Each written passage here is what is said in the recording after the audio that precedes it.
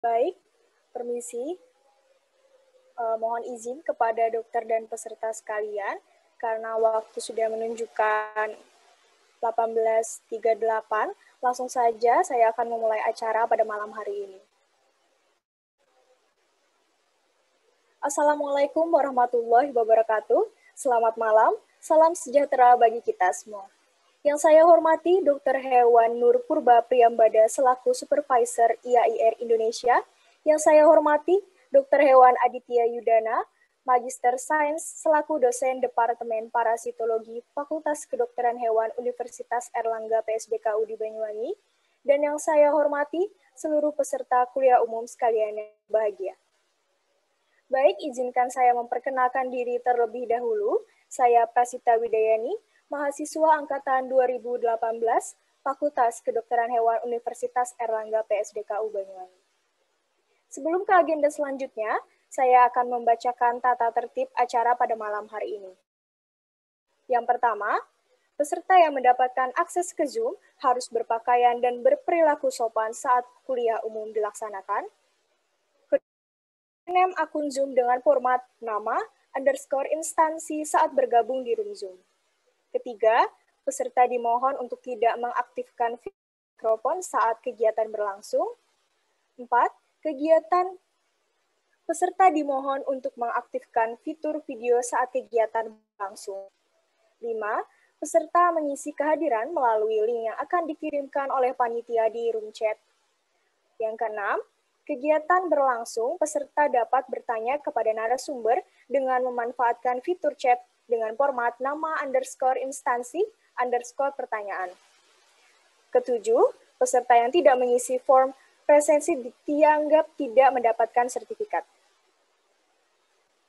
Dengan mengucap syukur Alhamdulillah atas nikmat yang diberikan oleh Tuhan Yang Maha Esa, sehingga kita dapat berkumpul pada malam hari ini di kuliah umum yang bertemakan konservasi kukang di International Animal Rescue yang diselenggarakan oleh Divisi Wild and Domestic Animal Care atau WDAC, Fakultas Kedokteran Hewan Universitas Airlangga PSDKU di Banyuwangi. Sebelum memulai acara ini, alangkah baiknya jika kita berdoa terlebih dahulu agar informasi dan ilmu yang kita dapatkan dapat bermanfaat serta acara dapat berjalan dengan lancar sebagaimana mestinya. Berdoa menurut agama dan kepercayaan masing-masing dipersilahkan. Berdoa dapat dicukupkan. Baiklah, agenda selanjutnya yakni menyanyikan lagu Indonesia Raya kepada panitia yang silahkan.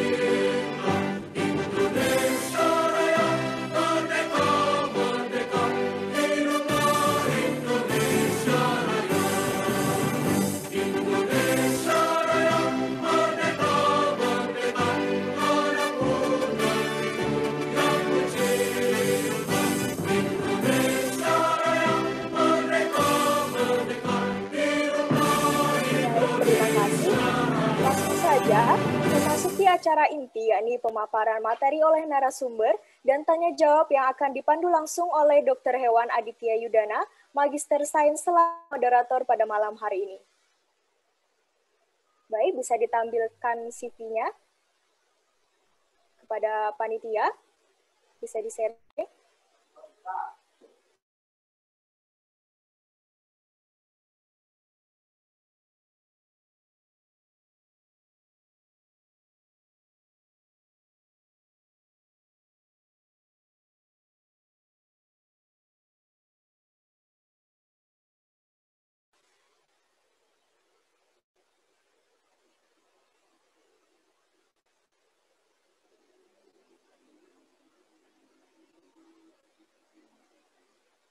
Baiklah, apa sudah di-share screen?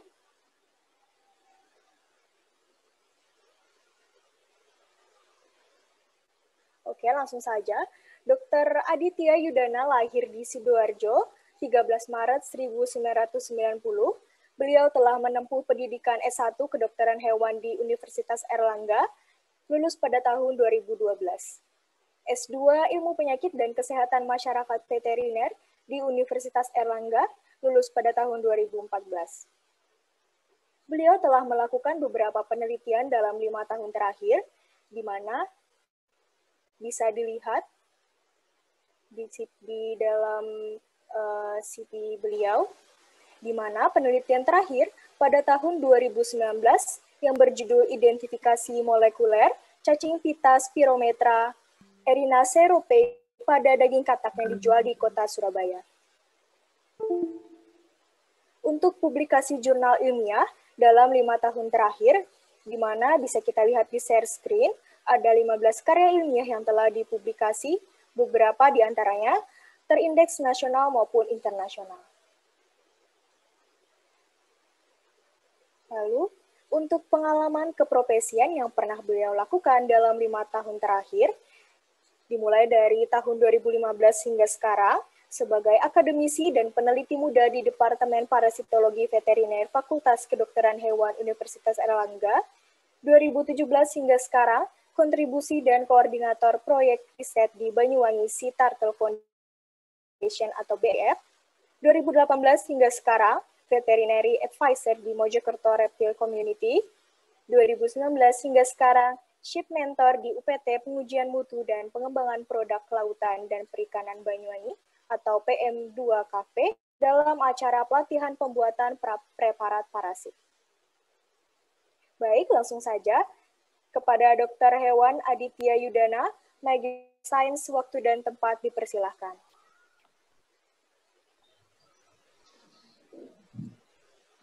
Baik, selamat malam semuanya. Assalamualaikum warahmatullahi wabarakatuh. Waalaikumsalam warahmatullahi wabarakatuh. Waalaikumsalam warahmatullahi wabarakatuh. Oke, ya, jadi malam hari ini kita sudah berkumpul ya di dalam ruang virtual untuk mengikuti acara yang menurut saya sangat-sangat bagus gitu ya, dan tentunya nanti akan sangat bermanfaat sekali untuk mahasiswa maupun praktisi di kedokteran hewan, karena topik kita kali ini cukup unik gitu ya. Kita akan membahas tentang konservasi kukang ya, dimana nanti kalau kita membahas konservasi ini tentunya kompleks ya, artinya terkait manajemen, kemudian kesehatannya, sampai dengan mungkin nanti ada pengendalian penyakit seperti itu ya, baik dari sisi treatment, pengobatan maupun pencegahan. Baik, pertama-tama tentunya saya mengucapkan terima kasih kepada narasumber kita ya, Dr. Hewan Nur Purba Priyambada. Ini sudah menyempatkan untuk hadir dan berkenan sebagai pembicara, dan tentunya nanti sharing tentang pengalaman-pengalaman beliau yang akan sangat bermanfaat begitu, terutama kalau nanti ini saya lihat juga ada beberapa mahasiswa yang join itu kalau nanti bercita-cita ingin mendalami dokter hewan satwa liar ya, atau menjadi di medik konservasinya, kira-kira seperti itu. Oke, jadi hari ini tentunya seperti yang sudah tersebar infonya ya. Kita sudah menghadirkan pembicara kita ya, the one and only ini ya, the one and only, dan tentunya beliau juga sudah sangat berpengalaman gitu. Nah, sebelum kita menginjak ke materi, izinkan saya juga untuk membacakan CV ya dari Dr. Hewan Nurpurba Priyambada ini. Jadi Dr. Hewan Nurpurba Priyambada ini memang concern sekali di satwa liar gitu ya. Jadi kalau kita lihat pengalaman karir beliau ini di antara beberapa sudah melalang buana ya, tapi semuanya fokus ke konservasi satwa liar ya, sebagai dokter hewan satli atau satwa liar. Nah, terutama ini sekarang nanti akan kita bahas di medis tentang primata ini ya, karena kukang juga masuk ke dalam jenis primata. Nah, tentunya pengalaman kerja beliau sudah tidak diragukan lagi ya, sudah sampai saat ini ya di International Animal Rescue, sampai sekarang berkarir di sana dan sudah menjadi supervisornya di sana, dan juga pernah berpengalaman juga berkarir di Yayasan Kalawet ya, dan ini merupakan lulusan ya, alumni dari FKH UNER ya, Fakultas Kedokteran Hewan Universitas Erlangga. Jadi tentunya kita semua termasuk saya pribadi bangga gitu ya dengan kiprah alumni kita yang banyak skill dan sekarang mau sharing ke adik-adik maupun peserta secara umum gitu. Dan kemudian tentunya beliau juga tergabung ke dalam anggota Asosiasi Perhimpunan Dokter Hewan Indonesia ya, PDAI, terutama di Asli Hewan ya. Asli Hewan ini Asosiasi Dokter Hewan Satwa Liar, Akuatik dan Eksotik Indonesia sebagai pengurus ya, dan kemudian juga menjadi dokter hewan volunteer ya di Indonesia Herpetofauna Foundation ya, atau di Ciliwung Herpetarium ya. Itu di sana juga concern di medik konservasi terutama di reptilnya, dan tentunya menjadi anggota Perhimpunan Dokter Hewan Indonesia Cabang. Dan ini juga ternyata luar biasa, juga ada publikasinya dari hasil karya beliau, yaitu yang pertama ada multiple trichoepithelioma pada kukang ya, yang dipelihara di Yayasan Alam Rehabilitasi Indonesia ya, dengan mengulas model case study atau studi kasus. Kemudian ada full genome characterization and phylogenetic analysis of hepatitis B virus in gibbon and caretaker in Central Kalimantan, Indonesia. Nah, ini juga luar biasa sekali, sudah molekular gitu ya studinya. Kemudian juga meneliti tentang pencernaan serat kasar pada babi rusa yang diberi pakan kangkung dan ketela di Kebun Binatang Surabaya ya, KBS.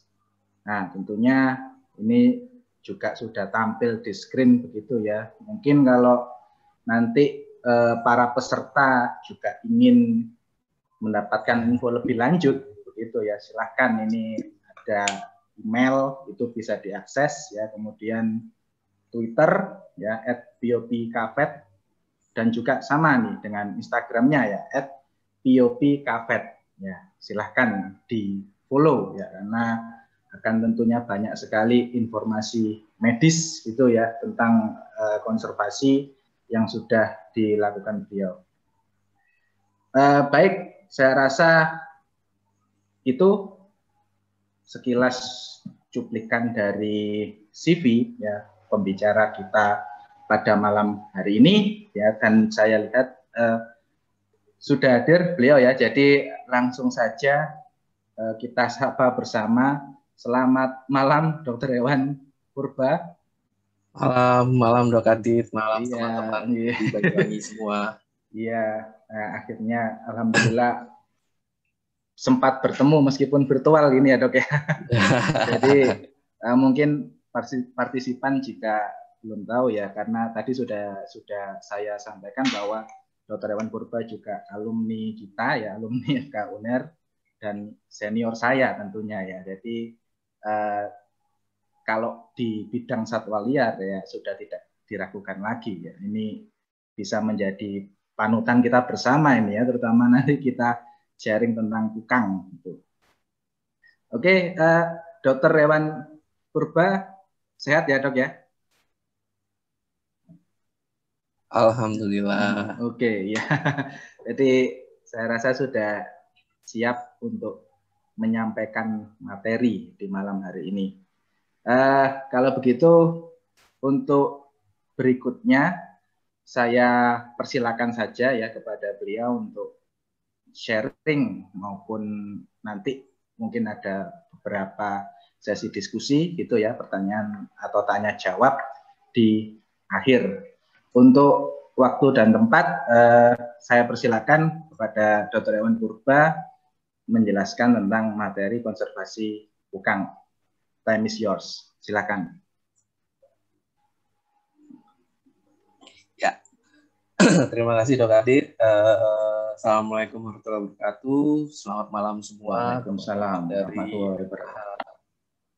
Universitas Airlangga PSDKU Banyuwangi ya. Ini saya baru pertama kali dengar istilah PSDKU itu. Tapi menarik sekali sih.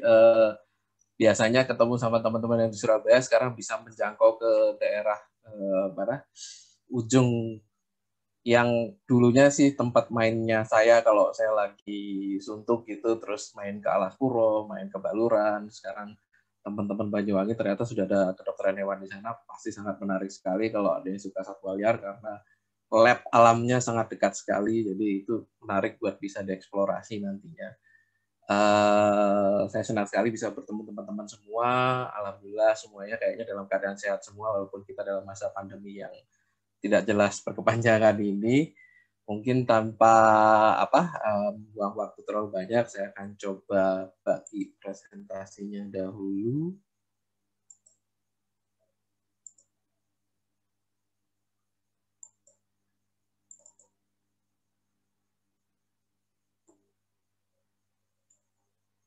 Oke, sudah terlihat ya? Sudah, Dok. Oke. Full screen ya. Ya, full screen ya. Ini nggak enaknya kalau virtual kadang harus ini dulu pastiin beneran sampai apa enggak layarnya di sana gitu. Kalau langsung kan kita pasti tahu gitu. Oke, hari ini saya sesuai dengan request teman-teman panitia. Teman-teman panitia ingin minta berbagilah soal pelestarian kukang. Dengan waktu 50 menit sebetulnya banyak banget waktunya, tapi karena temanya juga cukup luas, saya berusaha sesingkat mungkin, walaupun slide-nya juga banyak banget juga. Mudah-mudahan kita bisa tepat waktu, terus hal yang disampaikan ini bisa terserap dengan maksimal.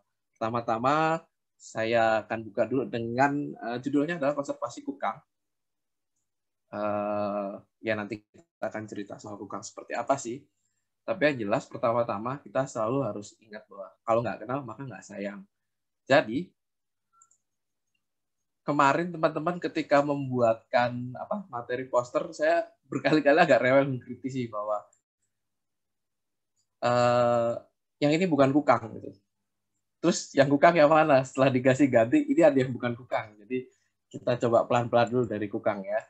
Kalau mungkin ada yang pernah ngeliat film Ice Age, Zootopia, terus di sini ditulis ditunya kukang, padahal dia itu slot, hewan yang berbeda di belahan dunia yang berbeda, jadi bukan kukang. Mungkin juga banyak ini sih ya, melihat kayak sebangsa Nat Geo Wild pun untuk translate dari bahasa slot sendiri itu kungkang, jadi mungkin itu yang jadikan patokan orang-orang kalau kukang itu ada slot, padahal itu bukan kukang. Terus kemudian di sini kalau orang-orang berjualan di pasar-pasar ilegal, mereka selalu bilang kuskus, kukang itu dibilang kuskus, atau sebaliknya kuskus dibilang kukang. Padahal ya ini adalah kuskus, jadi bukan kukang. Kalau suka nonton Madagaskar, ada siapa? Julian. ya ini sebetulnya masih teman dekatnya, masih saudara dekatnya si kukang, tapi ya dengan berbagai macam jenis bukunya yang lain, ternyata mereka juga bukan kukang. Jadi yang mana yang kukang? Kita coba kalau kita googling terus tulis nama kukang atau soloris, nah itu semua yang ada di situ kukang. Tapi tetap saja ada 1, 2, 3 gambar yang munculnya bukan kukang. Ya, itu tadi yang slot itu banyak dibilang kukang sama si Julian tadi, si lemur. Jadi kalau kita bicara kukang, secara klasifikasi, kukang itu ternyata masih masuk kelas mamalia, dia masih ordo primata, jadi masih primata seperti manusia yang masih berbagi keturunannya dengan ordo primata, dan bentukannya kalau secara ilustrasi tangan seperti ini dengan berbagai macam jenis, ada jenis kukang yang di India, ada jenis kukang yang di Asia Tenggara, hingga Asia Tengah. Lalu di mana posisinya dia kalau kita bilang dia adalah primata, jadi dia posisinya di prosimian, dalam artian dia jenis-jenis primata yang ancient atau yang kuno atau yang jadul, primitif itu. Dan di situ makin ke kanan kita bisa ngeliat dia dekat dengan Tarsius, dia di bawah evolusi selanjutnya adalah monyet dunia baru, monyet dunia lama, terus homonoid, ada orangutan dan kawan-kawan dan terakhir manusia yang digolongkan primate ya, sedangkan sisa yang lain non-human primate.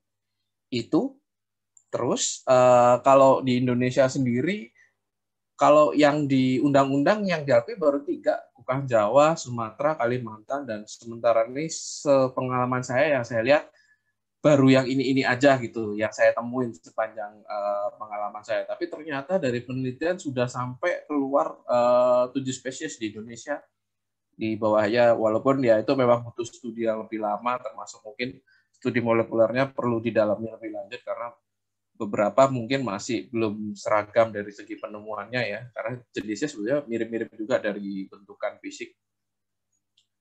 Lalu kemudian keistimewaan mereka itu ternyata satwa nokturnal. Jadi untuk prosimian, terutama primata-primata yang ancient ya, primata yang primitif itu dia kebanyakan memang nokturnal, aktifnya di malam hari. Jadi kita emang jarang ketemu di alam gitu karena mereka aktifnya di malam hari.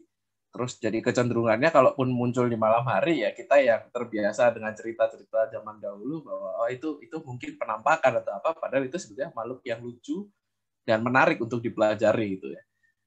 Terus ada yang bilang mereka lambat, makanya nama Inggrisnya slow loris, padahal ya nggak lambat juga gitu. Mereka gerakannya cukup cepat, bahkan kalau ngikutin mereka di alam itu kita bisa keteteran ngejarnya. Terus mereka hidupnya arboreal ya, arboreal itu hidup di pohon, walaupun sebetulnya mereka bisa turun jalan ke tanah. Mereka tidak bisa melompat, mereka pindah dari satu pohon ke pohon lain menggapai. Jadi kalau memang tidak ada cabang buat menggapai, mereka akan turun ke tanah lalu memanjat lagi pohon. Terus yang paling spesial adalah mereka berbisa, satu-satunya primata yang berbisa dan 1 dari 2 mamalia yang berbisa. Dikatakan berbisa, sebetulnya semi berbisa, bisa hanya karena dia dikatakan bisa memproduksi, ada kelenjarnya bisa memproduksi zat tertentu yang ketika dijilatkan dan dicampur dengan air liur dan digigitkan itu semacam bisa seperti ular kalau menggigit dan mengeluarkan bisa. Tapi secara molekular, secara komposisi biokimia itu sebetulnya semacam protein seperti alergi pada zat alergen kucing. Jadi mirip-mirip respon yang dihasilkan mirip-mirip seperti alergi pada kucing. Itu di sini mungkin bisa dilihat gambarnya, dia dihasilkan di kelenjar di lengannya, lalu dijilat-jilat ketika terdesak, lalu akan digigitkan dengan giginya yang kecil-kecil tapi tajam. Apakah benar berbisa? Ini baru saja ada cerita di Malaysia sih, ada peneliti yang digigit dan ini memang responnya berbeda, tapi dia mengalami respon anafilaktik shock dalam hitungan beberapa jam dan bisa dilihat dari yang normalnya dia seperti ini, tapi waktu tergigit mulai pucat, habis itu bibirnya mulai membesar, tangannya juga mulai bengkak dan pingsan. Lalu kemarin baru aja di Sukabumi ada juga berita Om Paiman pingsan tergigit kukang liar itu. Jadi emang benar nyatanya mereka ya mengeluarkan bisa walaupun responnya masih seperti alergi. Jadi banyak orang yang bisa kalau digigit tiba-tiba anafilaktik, pingsan atau bahkan mungkin mati, tapi ada juga orang yang biasa saja. Itu salah satu keunikannya dia, dan ini jadi kecelakaannya dia juga karena walaupun kecil, imut dan lucu, tapi dengan gigitannya dia dengan bisanya dia, ini yang menjadi pertimbangan banyak orang untuk menyakiti dia lebih ketika akan dipelihara atau setelah ditangkap.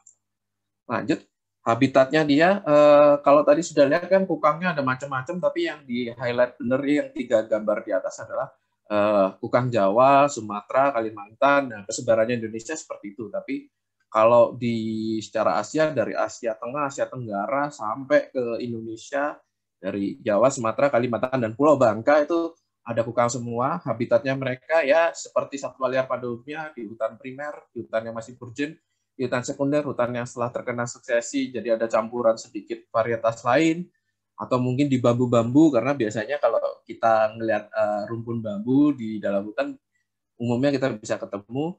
Uniknya mereka bisa hidup di daerah yang namanya sih, kalau bahasa sini mungkin bahasa daerah Sunda namanya talun ya, itu perbatasan antara hutan dan kebun, atau bahkan di kebun sendiri mereka biasa muncul gitu, karena dari beberapa pengalaman di daerah-daerah yang memang populasi kukangnya masih aman, masih sejahtera, masih bisa ditemukan kukang di kebun atau bahkan di rumah-rumah orang gitu, atau kadang kalau kayak di beberapa daerah mereka jalan dengan santainya di atas tiang listrik.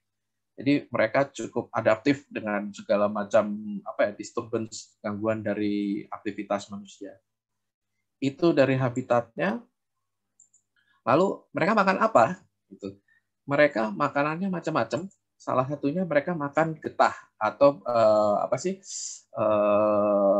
getah yang sekresi yang dihasilkan oleh pohon-pohon getah, katakanlah itu, ini bentuknya seperti itu, mungkin gambarnya agak kecil, itu fokus.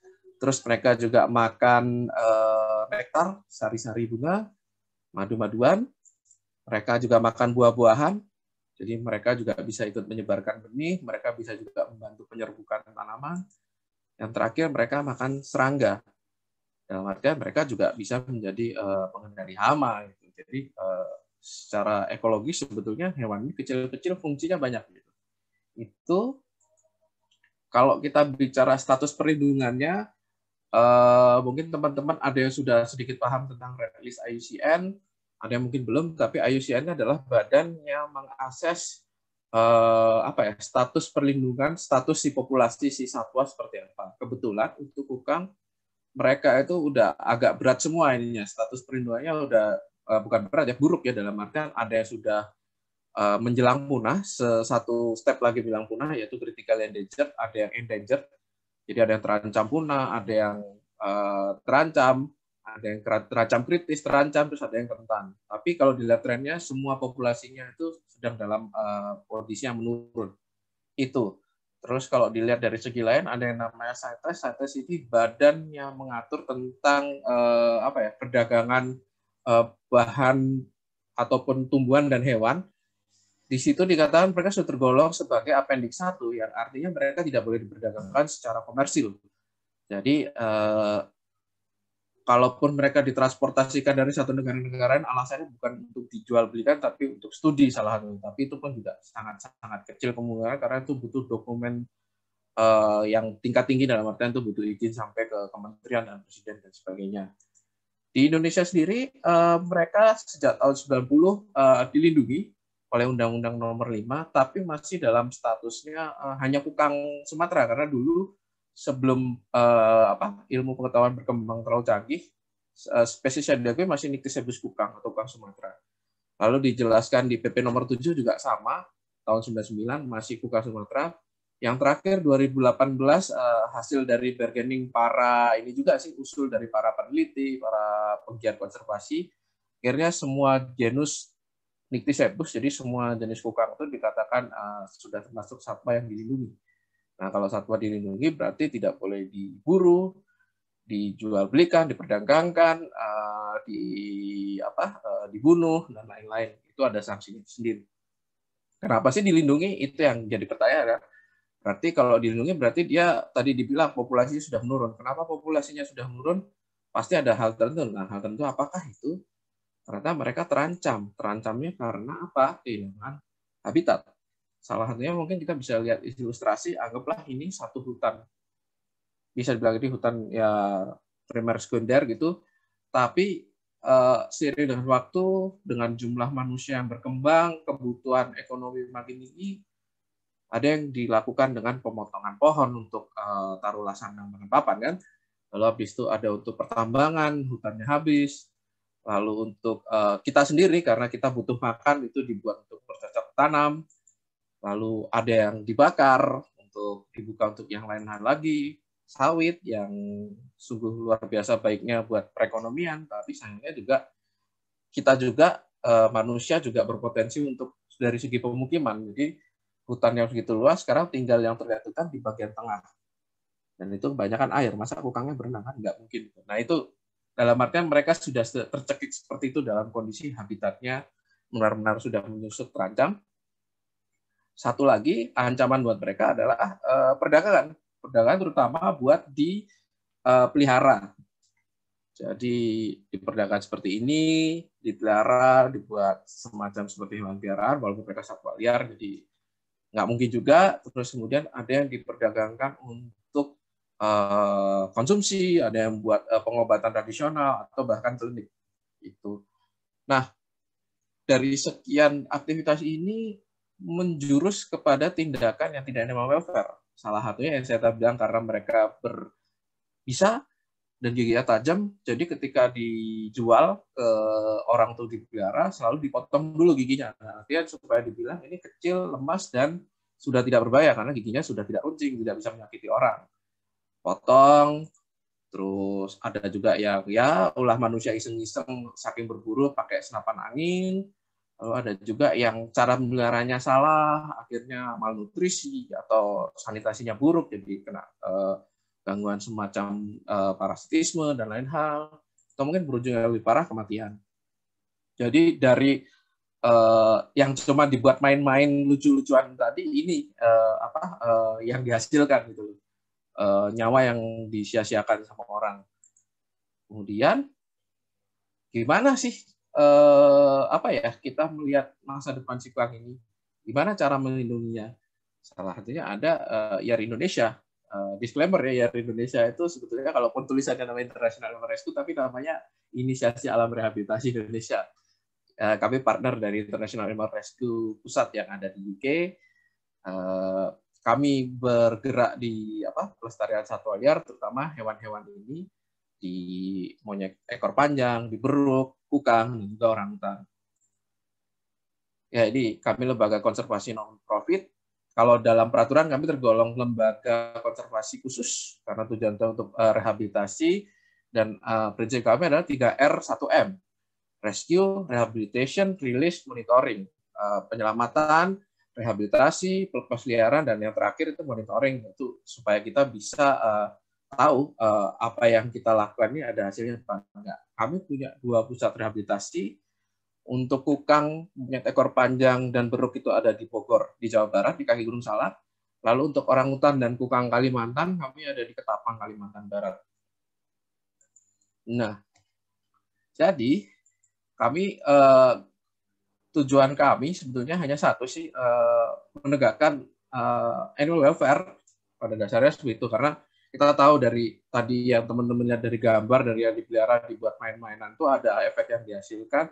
Ternyata itu jadi animal welfare, artian si hewan tidak bebas dari rasa sakit, dari luka, dari penyakit. Si hewan tidak bebas dari rasa tidak nyaman karena mereka dikandangkan, yang biasanya untuk berjalan puluhan kilo. Untuk kukang aja sehari mereka bisa berkilo-kilo untuk jalan terus, tapi ketika dikandangkan ya mereka ada keterbatasan dan lain hal. Kadang-kadang mereka dikasih makanan yang berbeda atau tidak dikasih makan sama sekali, karena dipikir hewan itu tidak makan. Ada beberapa orang seperti itu, terus mereka disakiti, dibuat stres ya karena dominasi dari semilik, jadi kadang-kadang ada rasa takut dan penderitaan, dan yang terakhir mereka dipaksa untuk tidak bisa berperilaku normal dan alami. Salah satunya kalau kukang biasanya mereka nokturnal, ya karena dipelihara sama orang, mereka maunya mainannya pas siang hari, itu bukan pas malam hari. Jadinya waktunya mereka istirahat, mereka ganggu seperti itu. Itu salah satu bentuk-bentuk efek dari orang ketika merasa ingin memelihara hewan yang lucu, tapi ada hal-hal tertentu, salah satunya yang kita bilang animal welfare ini yang tidak bisa, ya itu tidak ada harga tawarnya kan, kadang-kadang itu yang susah dan si hewannya ya tersiksa. Itu yang kami ingin wujudkan sebetulnya dengan cara itu, lalu melalui proses tadi, rescue, rehabilitasi, release. Untuk prosesnya sendiri, 3R, rescue, rehabilitasi, release, seperti ini. Ketika kami merescue satwa baru datang ke tempat kami akan melakukan general check-up pertama kali, lalu kami akan melakukan karantina, karena si satwa mungkin sudah punya histori yang lama dengan manusia. Kita ada ketakutan terlebih dahulu adalah semua hewan punya potensi membawa penyakit zoonosis, baik dari kita ataupun dari si hewannya sendiri ke kita gitu. Jadi kita melakukan karantina selama 6 minggu untuk memastikan apakah mereka tidak membawa penyakit atau mereka sudah bebas dari penyakit. Kalau mereka lulus dari karantina, ya mereka umumnya pada hidup, mereka akan naik ke step selanjutnya. Kalau mereka gagal, biasanya karena untuk 1-2 penyakit tertentu yang memang tidak bisa disembuhkan, seperti salah satunya kalau concern kita di primata adalah TBC, itu sangat sulit untuk penyembuhan dan eradikasinya, dan akan membuang waktu dan membuang resource yang besar. Akhirnya kita solusinya adalah eutanasia, itu menurut guideline dari pusat ya, internasional, dari guideline internasional. Lalu kalau mereka lulus dari karantina, mereka akan disosialisasikan sama kehidupan baru. Karena sebelumnya biasa sama manusia, tergantung sama manusia, atau diganggu sama manusia, ini kita buat hidup mereka nanti mendekati seperti di alam, walaupun kita tahu kita tidak mungkin bisa mengimitasi alam, karena kita hanya manusia biasa.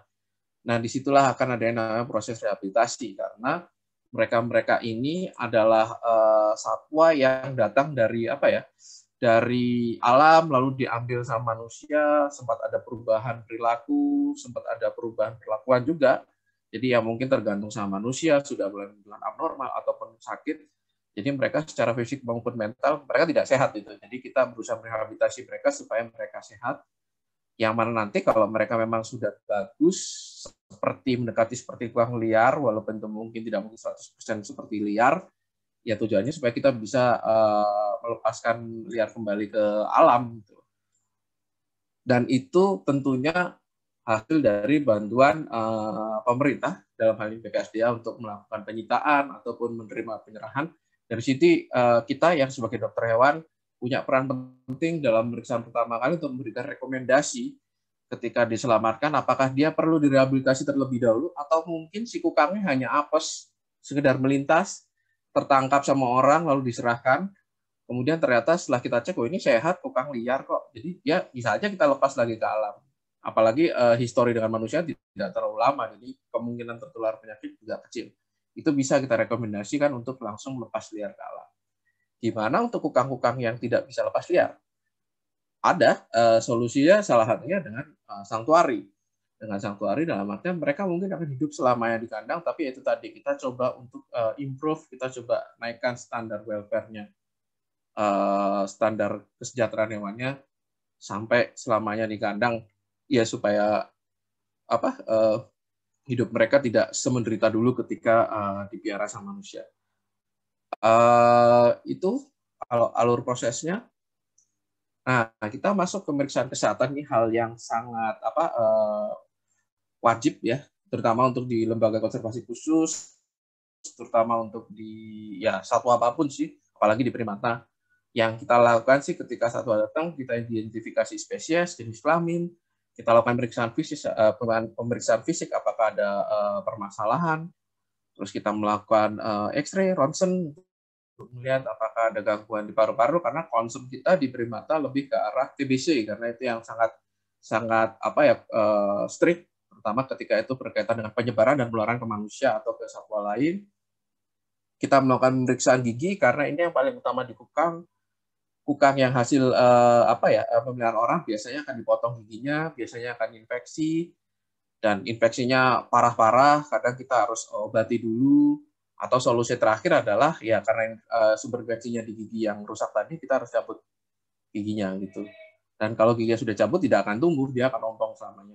Lalu kita juga melakukan pemeriksaan round screening, Kita akan melakukan morfometri, pengukuran panjang tubuh dan segala macam, lalu kita melakukan tes TB, lalu kita masang microchip untuk penandaan mereka, kita memberikan pengobatan obat cacing, lalu pengambilan sampel genetik karena itu juga penting buat pemetaan kita. Karena itu tadi masih ada perdebatan ini berapa spesies untuk kukang gitu. Lalu yang paling penting juga setelah dari pemeriksaan itu kita akan mengkarantina mereka selama 6 minggu untuk melihat apakah mereka akan lolos dari karantinanya, atau kalau emang mereka menunjukkan gejala penyakit apa atau itu penyakit yang tidak bisa ditangani dengan biasa saja, seperti apa itu nanti selanjutnya. Kalau aktivitas rehabilitasi kita seperti ini, karena mereka hewan yang nokturnal, satwa nokturnal, jadi mau tidak mau staffnya kebanyakan berubah menjadi staff nokturnal juga, jadi kerjanya di malam hari, walaupun di pagi hari juga ada sih. Kalau untuk pembersihan kandang dan lain-lain mereka melakukan di pagi hari, tapi kalau ke malam mereka akan berikan makan, mereka akan mengobservasi tingkah lakunya, terus ada juga pemeriksaan kesehatan secara berkala tentunya. Lalu sama ini juga yang paling penting adalah ketika direhabilitasi adalah pengayaan. Jadi pengayaan atau enrichment itu semacam menambahkan substrat atau apapun itu di dalam lingkungan mereka yang baru untuk menstimulasi mereka supaya mereka tidak stres, supaya tidak muncul perilaku normal, atau supaya mereka bisa menunjukkan perilaku alami. Tuh, jadi kalau mau gampangnya memang ini seperti mainan ya, kita kasih ada bambu isinya serangga, ada daun-daunan dikasih madu-maduan, ada kayak semacam kotak-kotak ini diisi buah-buahan, atau buah kakao seperti ini, ada terowongan. Ini intinya sih stimulasi mereka supaya mereka bisa menjadi seperti kukang liar pada alaminya seperti apa, lalu kemudian juga menghabiskan waktu mereka di kandang dalam daur hidup ya gitu loh. Karena bisa dibayangin kalau teman-teman misalnya ditaruh di kandang yang kurangnya 1x2, nggak ada temennya, lalu nggak dikasih HP, nggak ada WiFi, nggak ada PS, nggak ada teman, udah lihat aja 5 jam. Gak usah sejam, 2 jam aja udah mulai bete. Mungkin habis itu mulai aneh-aneh, ada yang mondar-mandir, ada yang dedukin kepala, ada yang mulai garuk-garuk, atau penyakit diri sendiri, karena memang hewan stres pun responnya sama. Ada yang menyakiti sendiri, ada yang ngangguk-ngangguk, ada yang gigiti diri, seperti itu. Makanya di rehabilitasi salah satunya untuk mental, kita melakukan juga pengayaan ini. Itu, nah, kalau kita bicara fasilitas rehabilitasi, kalau untuk IAR Indonesia, sudah tidak diragukan lagi reputasinya karena kami diakui dan diverifikasi sebagai anggota dari Global Federation of Animal Sanctuary. Di Asia cuma ada 2, satu di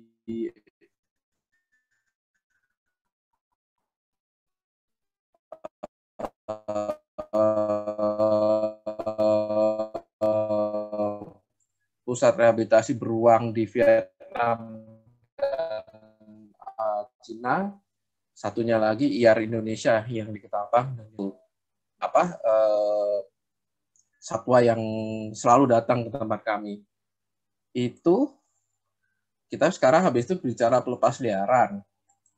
Untuk pelepas liaran yang kita lakukan awalnya satu, kita harus mengakses habitat mana yang akan jadi tempat pelepas liaran yang bagus, karena itu kita perlu pikirkan apakah habitatnya cocok sama si kukang, dalam artian pakannya ada apa enggak, terus apakah mereka akan berkompetisi dengan spesies yang sama apa enggak atau spesies yang lain, terus kemudian juga luasannya cukup apa enggak, lalu tentunya administrasi karena membawa si satwa ini memerlukan izin sampai ke kementerian.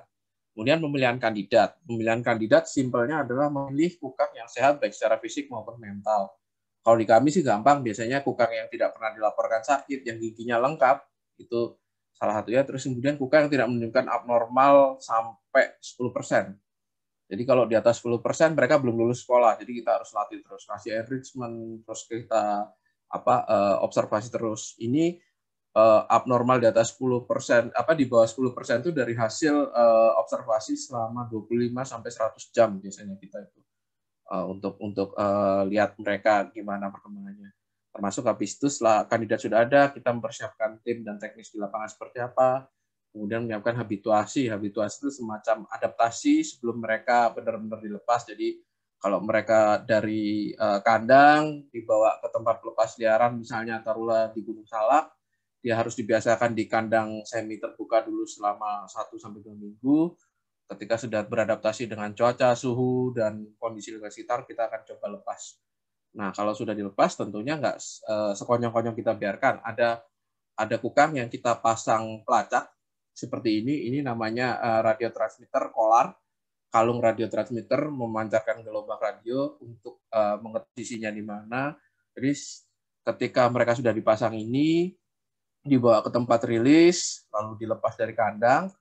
Ketika pelepasannya, setiap malam teman-teman dari tim survei rilis monitoring kami itu mengikuti setiap kukang yang dipasang kolarnya, tentunya bukan semuanya, untuk diikuti, dicek bagaimana perilakunya, perkembangannya, dicatat juga, diobservasi juga, untuk memastikan apakah mereka bisa survive apa enggak, gitu. Sampai batas waktu tertentu yang dikatakan bahwa si kukang sudah layak untuk bebas, untuk hidup seperti kukang liar pada umumnya. Itu. Tapi masalahnya nggak kunjung selesai gitu aja selama kita melakukan proses 3R tadi ya, rescue, rehab, release. Karena salah satunya gini, di tahun 2013 tiba-tiba Pak Penduduk jebret aja.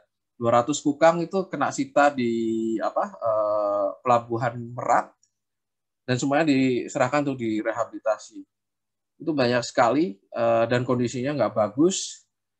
Selain itu juga masih banyak orang yang memelihara, dan kukang yang hasil pemeliharaan itu kondisinya jelek-jelek biasanya. Dari segi giginya pasti sudah dipotong, busuk, terus kemudian kadang-kadang dikasih makan yang tidak proper, jadinya mereka ada yang obesitas atau ada yang malnutrisi atau sama kurus sama sekali, ada juga yang punya masalah dengan parasitisme segala macam, dan itu banyak banget, dan kita jadi overpopulasi.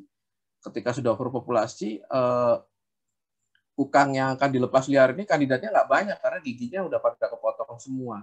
Jadinya nih kukang yang bergigi rusak kayak gini banyak banget infeksi. Dan kalaupun solusinya cuma kita cabut, berarti ya mereka sudah nggak punya gigi, nggak bisa dilepas juga untuk beberapa kondisi.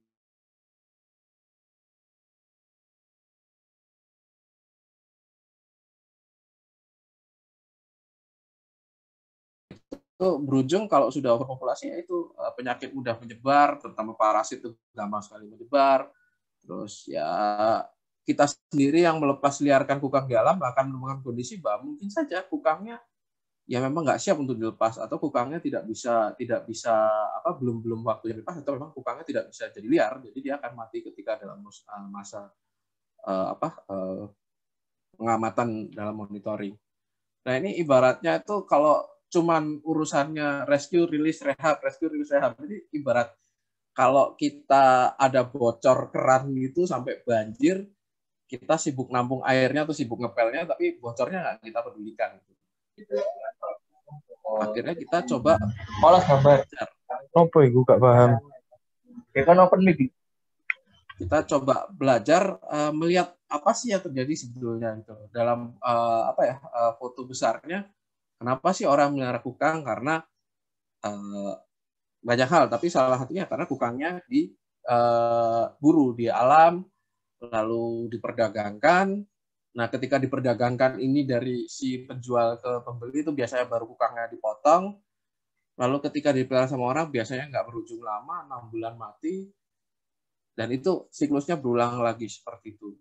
Jadi di sini kita bisa melihat dari siklus ini, ibaratnya kalau mungkin parasit kita tahu kan, kalau untuk menangani masalah parasit tidak hanya dikasih obat, tapi kita harus memutus siklus penyebarannya.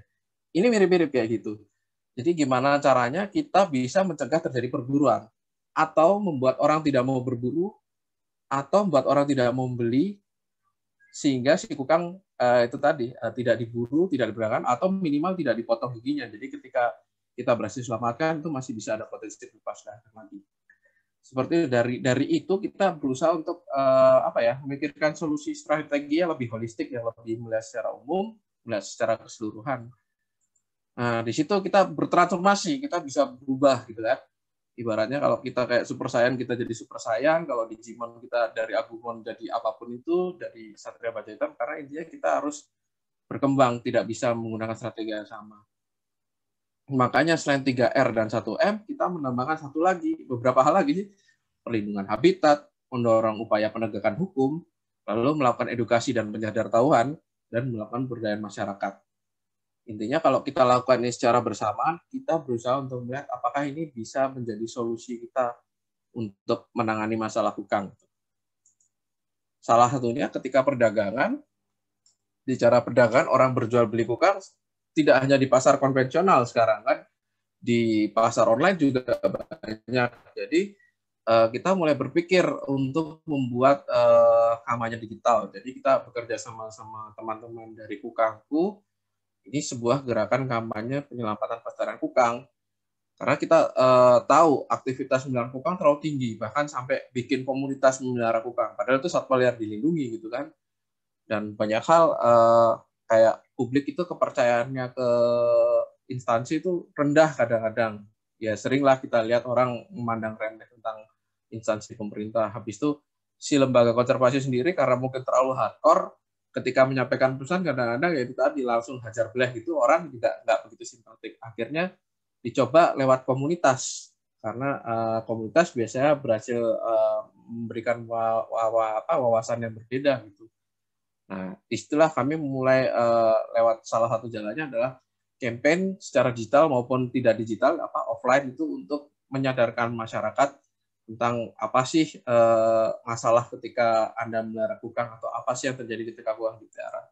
Begitu. Kalau teman-teman di Instagram dulu ketika ketik hashtag kukang yang akan muncul ya ini perilaku konten negatif yang orang berfoto bersama kukang dimainkan segala macam.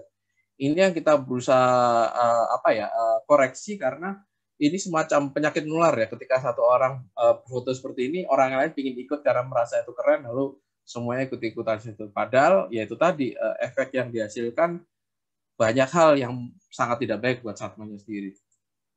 Kita coba melakukan survei karena untuk mengetahui permasalahan kita harus tahu apa sih ada dalam benak pikiran orang-orang yang kukang. Akhirnya kita melakukan survei, berhasil melakukan profiling. Bahwasanya melihara kukang itu 90% dari kalangan menengah ke atas, biasanya pelajar, terus yang dibeli itu kadang dari pasar hewan, kadang dari pet shop, ada yang mendapatkan kukang bukan dari yang beli. Jadi itu ada tren ketika orang bosan melihara, mereka akan tukar sama satu lain dan lain hal. Nah itu juga serunut dengan hobi melihara hewan eksotik, biasanya punya kecenderungan untuk mengganti-ganti hewan, karena kalau misalnya bosan atau nggak sanggup melihara ini, ganti yang lain. Dan itu biasanya mulai dari ular biasanya yang kalau sering kita lihat. Terus yang paling parah, mereka tahu bahwa yang dilindungi itu satwa yang mereka pelihara itu adalah dilindungi gitu. Nah itu dan banyak hal lainnya. Nah itu target dari campaign ini, makanya lebih ke arah detail karena itu tadi anak muda, pelajar. Terus ternyata juga itu dominasi oleh pria. Nah itu juga yang menarik. Apakah itu menjadikan daya tarik seorang pria untuk memperoleh simpati perempuan? Kita nggak tahu juga seperti itu. Nah ini juga menarik. Jadi itu di lain itu juga website Kukang.id ini juga sebagai wadah informasi bagi pengguna yang ingin tahu informasi tentang kukang. Akhirnya dibelasukkan tentang fakta di balik kalau kamu mau melihara kukang itu ada kejaman di balik itu. Terus konten-kontennya ini dibuat untuk mengumpulkan berita-berita positif untuk untuk menangkal konten-konten negatif kayak memelihara kukang seperti itu. Dan hasilnya baru terlihat berapa tahun kemudian. Jadi ketika 2015 dimulai, 2016 sudah mulai itu konten-konten negatif yang orang melihara itu tadi mulai menurun, lalu diisi dengan konten-konten yang positif, misalnya tentang info tentang pelepas liaran, info tentang bagaimana kukang bisa survive di alam, atau tentang info bagaimana lokasi-lokasi habitat itu berhasil dilindungi, seperti itu. Persepsinya berhasil dirubah. Kemudian kita bicara soal perdagangan. Perdagangan di pasar konvensional, kalau terlihat mata biasa sih pasti langsung ditegakkan. Tapi yang susah yang tidak terlihat mata seperti perdagangan online. Terutama kalau di Facebook itu forum jual belinya parah banget. Itu akhirnya kita melakukan monitoring, mengumpulkan data, dan dijadikan bahan investigasi yang kita serahkan ke para penegak hukum untuk dilanjutkan menjadi suatu aksi. Dan dari suatu aksi itu, efeknya salah satunya ini, kita coba mendukung penindakan hukum. Setidaknya dari berapa tahun itu ada 19 kasus yang spesifik di kukang, Barang buktinya nggak main-main, hampir 500 ekor. Salah satunya yang 2013 itu kukang Sumatera ada yang sampai 238 ekor. Terus yang terakhir itu tahun 2019 apa ya? 79 ekor, tapi itu bukan online dan itu penyelundupan dengan cara yang sangat ortodok banget, nggak pakai cara-cara online. Itu 79 ekor. Jadi banyak banget. Nah, dari sini itu tidak akan selesai begitu saja dengan penegakan hukum, harus diikuti dengan itu tadi memberitakan, karena di situ ada efek edukasi hukumnya juga terberitakan di situ bahwa kalau berjualan memelihara itu bisa dihukum, termasuk salah satunya ketika hasil vonisnya itu walaupun ecek-ecek kadang-kadang nggak sebanding ya, kadang cuma 1 tahun itu paling maksimal, kadang cuma berapa bulan, terus dendanya mungkin cuma seharga 1 ekor kukangnya sendiri, padahal kerugian yang dihasilkan itu cukup tinggi, termasuk kerugian ekologis ya gitu. Tapi ini cukup membuat orang menjadi tahu bahwa melihara kukang itu salah, membeli berdagang salah. Bahkan si pedagang-pedagang hewan eksotik pun berpikir 2 kali ketika di dalam grupnya ada yang mulai berjual satwa seperti kukang untuk di take down karena takut nanti jadi permasalahan. Atau itu tadi, orang akan ada yang dari yang pemburu pun sampai akhirnya kapok, berhenti nggak mau berburu. Seperti itu. Nah, ini yang kita coba dari hasil ini kita elaborasi sama kegiatan kita di 3R tadi. Kita kembali lagi 3R-nya. Bahwa dari rescue tadi kita melihat penyerahannya itu mulai makin sedikit, penyitaannya tinggi. Ya, karena kita berusaha untuk mendukung angka penegakan hukum. Jadi orang yang melihara juga makin sedikit, tapi kukang yang datang adalah kukang-kukang hasil dari penyitaan, dari penegakan hukum. Itu. Kemudian, kalau kita bicara pemotongan gigi, ini hal yang biasa kita temuin ya di awal kita bekerja itu waktu 2008 pertama kali IAR berdiri, rehabilitasinya cuma 26 ekor kukang, semuanya itu hampir 50% dari hasil pemeliharaan, sisanya dari BKSDA yang mungkin juga hasil penyerahan dari orang melihara, giginya udah kepotong 80%, 77%. Dalam artian bisa dilepas itu mungkin cuma berapa ekor gitu. Lalu sekarang waktu 2019 total kukang yang sudah kita rescue itu sudah sampai 1.000. Tapi itu banyakkan dari hasil penegakan hukum. Ya kita mengharapkan efeknya benar-benar sebanding gitu. Dalam artian yang memelihara, yang berdagang, yaitu ada efek sanksinya, ada efek jerahnya. Nah, yang dari pemelihara pun langsung menurun jadi cuma 3%. Terus saya dari BKSDA. Dan kukang yang giginya terpotong sangat sedikit sekali, cuma 2% dibanding tadi yang sampai setengah populasi. Dan ini berarti kabar baiknya adalah kesempatan peluang mereka untuk dilepas kembali ke alam begitu tingginya. Nah, ini juga kita bicara bahwa itu tadi presentasi gigi terpotongnya dari 2008 ke 2015 itu 50%. Lalu 2015 ke 2019 sudah sangat menurun sekali, sudah sangat menurun sekali, cuma 15%. Dan dari hasil penegakan hukum itu memang cuma 3% gigi yang terpotong. Dalam artian kita benar-benar berhasil bertindak di saat yang tepat itu, karena kalau telat sedikit ya kukang yang akan datang mungkin yang sudah gigi terpotong tidak bisa dilepas liarkan, mungkin akan mati di kandang atau bahkan belum sempat dirawat dengan optimal. Terus dari tadi yang kita bicara over capacity ya, karena terlalu banyak overpopulasi. Ini ada pengaruhnya di mortalitas, ada pengaruhnya di morbiditas gitu. Salah satunya ketika kukang yang datang itu kukang dari hasil penegakan hukum, umumnya mereka kondisinya masih fresh, jadi masih bisa cepat segera dilepas. Umumnya mereka belum mendapatkan mistreatment, jadi bisa cepat dikasih perawatan kesehatan lalu langsung dilepas itu. Di sisi lain kita terus berusaha untuk belajar gitu, kita coba explore, karena kalau teman-teman ingin tahu bahwa data fisiologis kukang itu sangat sedikit sekali. Jadi kita dulu itu kerja seperti kayak dukun.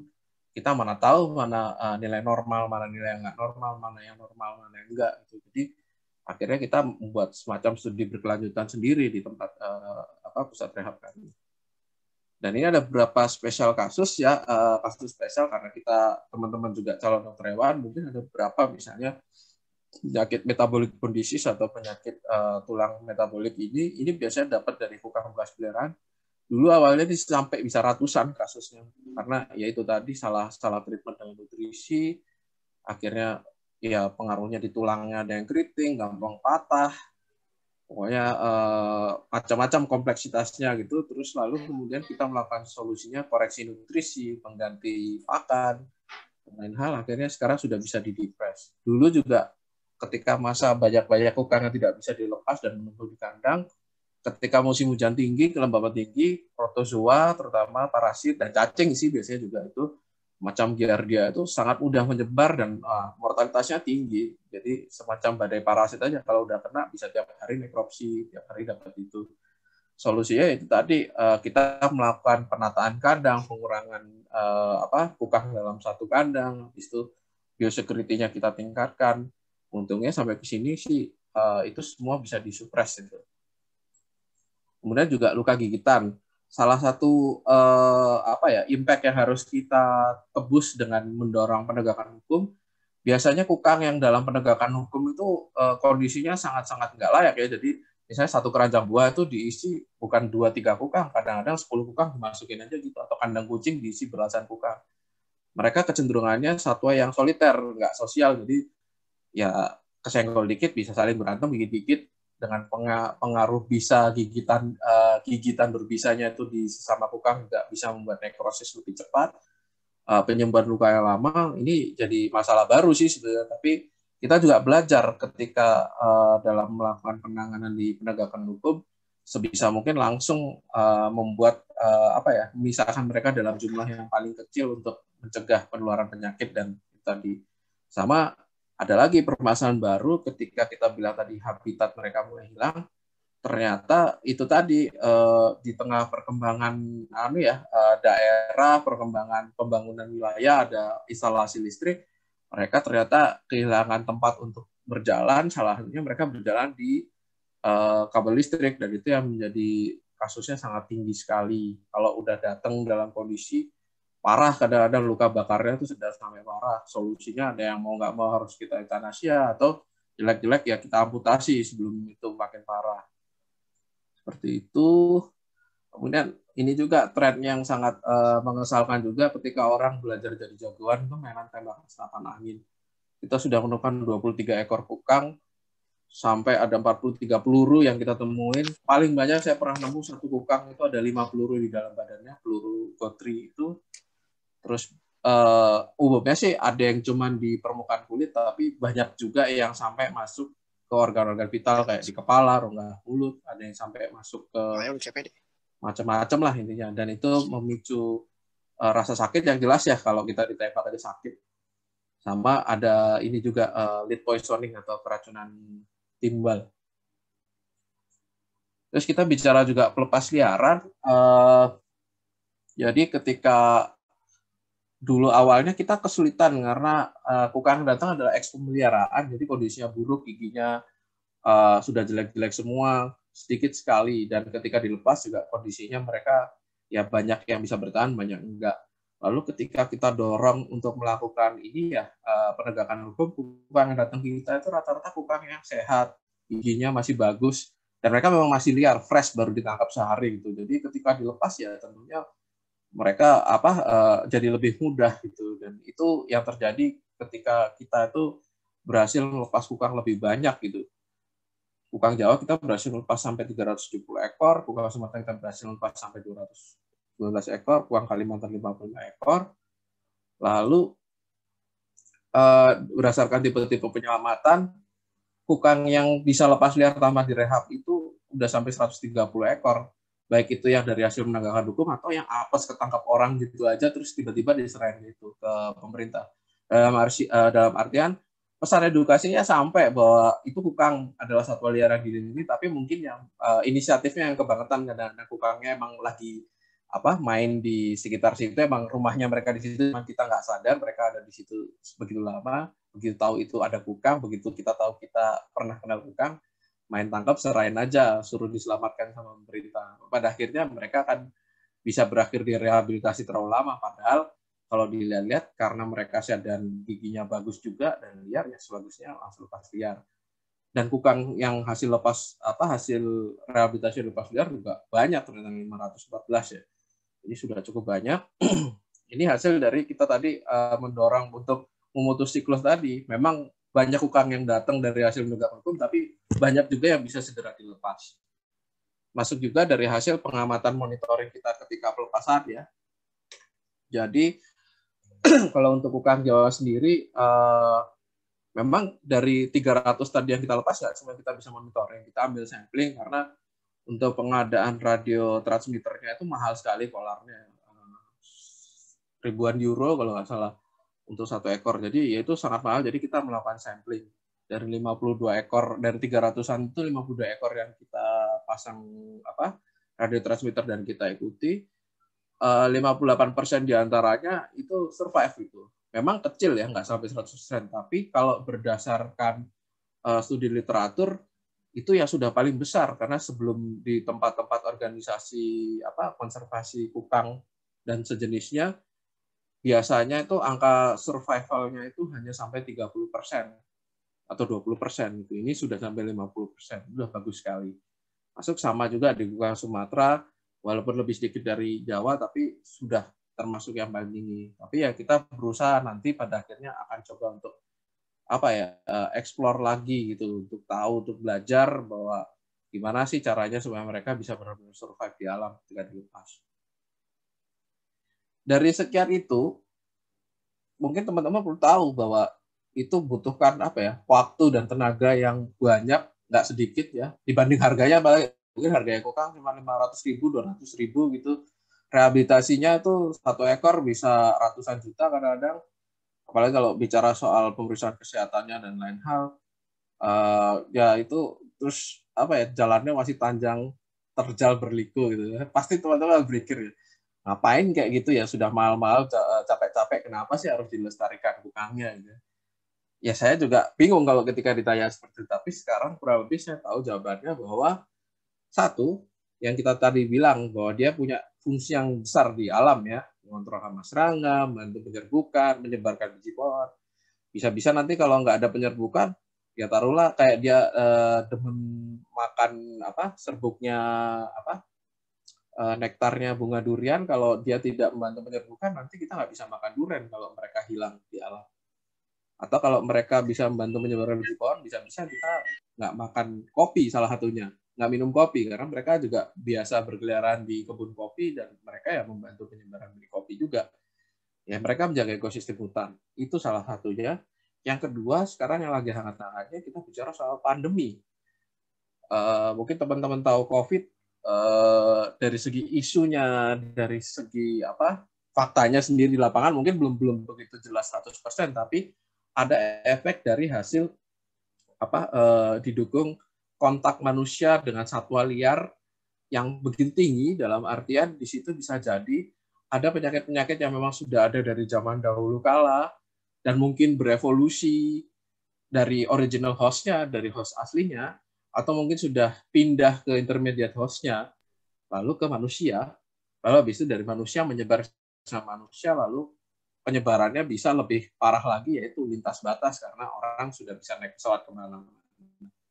Awal mulanya dari hal simpel, satu, berburu dan perburuan dikomersilkan, lalu ditaruh dalam satu hub, dalam satu tempat seperti pasar, kayak di Wuhan contohnya, bahwa itu sebetulnya adalah pasar domestik biasa, pasar basah seperti ya pasar pada umumnya, tapi itu campur aduk dari satwa liar macam apapun, termasuk hewan yang biasa kita makan sehari-hari. Di situ awal mulanya. Nah, ini kita masih kekurangan data, tapi itu sudah jadi warning yang keras bahwasanya kalau kita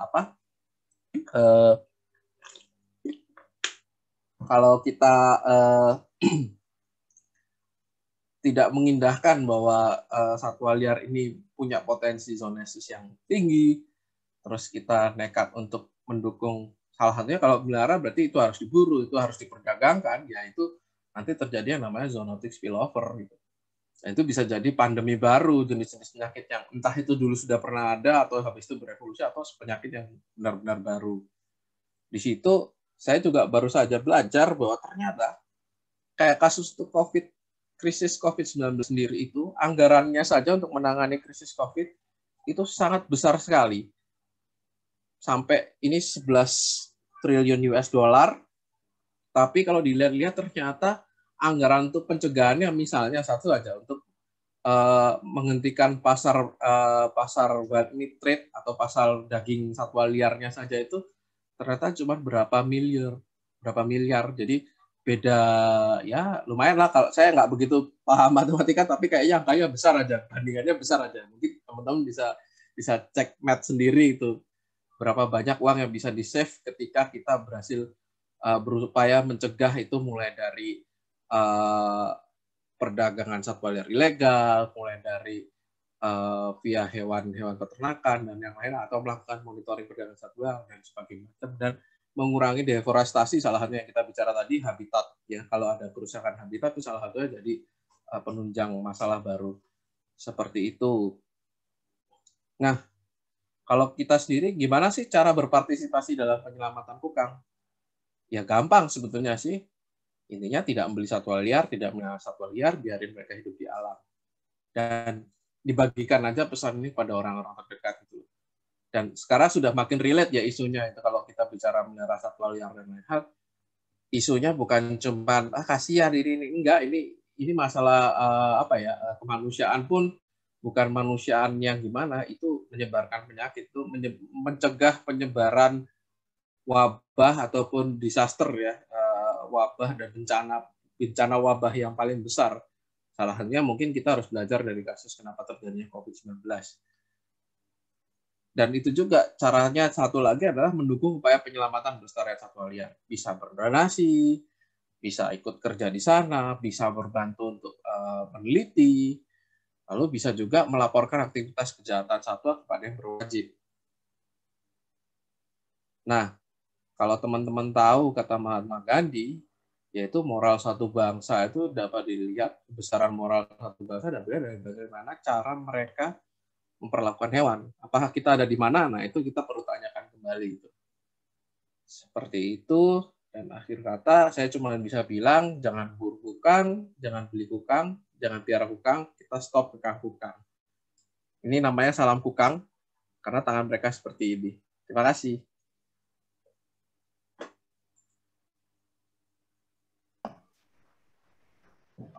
Oke, luar biasa sekali tadi penyampaian materinya. Jadi tentunya banyak sekali informasi baru ya untuk para partisipan yang sudah hadir, termasuk saya sendiri ya. Jadi banyak sekali, termasuk fakta perdagangan satwa liar, kemudian cara rehabilitasi, data terkini dan sebagainya. Dan memang saya juga sangat setuju bahwasannya kalau dengan sebenarnya simple ya, dengan kita nggak usah ngapa-ngapain ya, kita diem aja, nggak usah beli, nggak usah pelihara, tidak usah foto dengan satwa kukang dan sebagainya, itu kita sudah mendukung upaya konservasinya ya, karena memang seperti yang sudah disampaikan tadi ya, ternyata di platform online pun perdagangannya itu sampai sekarang sih ya, sampai sekarang saya juga masih menemukan sendiri beberapa di forum jual beli online seperti di platform Facebook itu, ya inilah ekstrim lah ya, ngeri sekali. Oke, baik, jadi pemaparan materi sudah disampaikan. Ini jadi ada beberapa pertanyaan begitu Dok untuk Dr. Purba terkait pemaparan materi tadi. Ada banyak ini, sebenarnya ada puluhan ya, namun hanya saja kita punya keterbatasan waktu. Jadi saya mencoba memilah gitu ya, memilah yang sekiranya bisa terjawab dengan sisa waktu yang ada.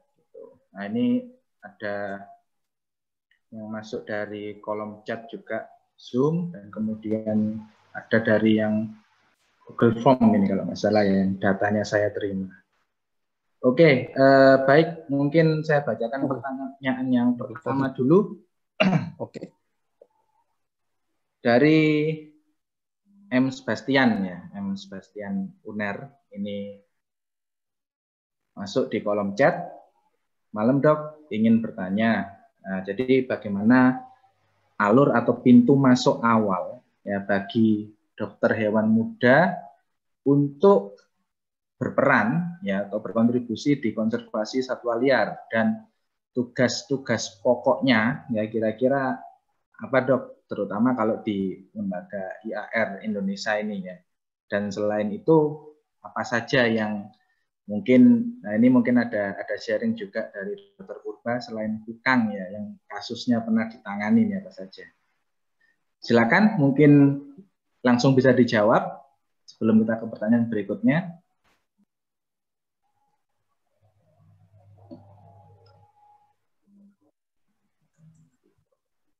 Oke, langsung aja ya.